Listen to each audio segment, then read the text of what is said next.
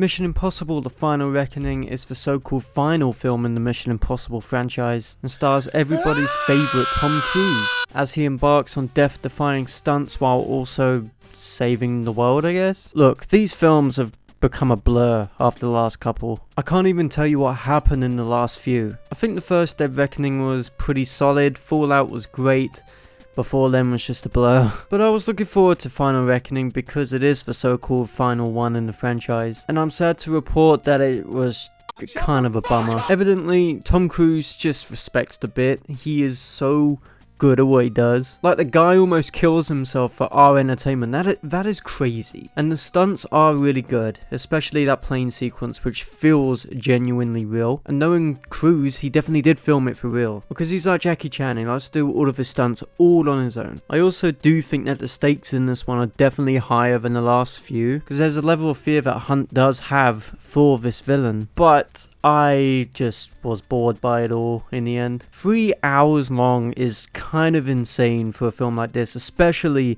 considering that most of it is just expositional dribble. I don't think there's a single line in this that doesn't try and explain something or try and flash back to the original, because it just ends up feeling like a slideshow of the series' greatest hits. And that really got on my fucking nerves. There's only so many times that we can flash back to something previous while also trying to push this story forward. But this story isn't even that interesting, and I ended up getting lost. I was so lost. I felt like I needed a PhD to even understand why the fuck he was in a submarine in the first place. Like, these films try and overcomplicate themselves at any given point.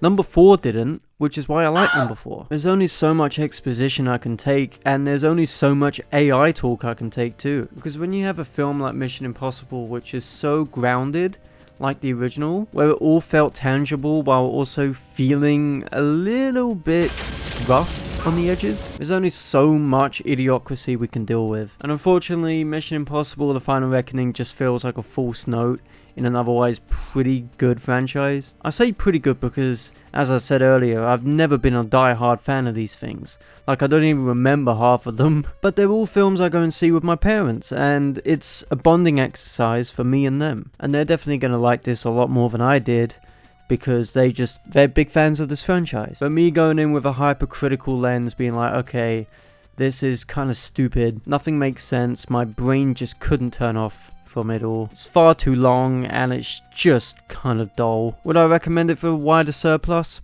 Yeah, I would. But if you want a little bit more than the average action film, you're going to be disappointed. I didn't hate this film by any means, but I was just a little bit underwhelmed by it all. And you know what? Those are my thoughts on Mission Impossible: Final Reckoning. Thank you guys for watching this video. Don't forget to like, comment, and subscribe, and I'll see you guys in the next one. Peace.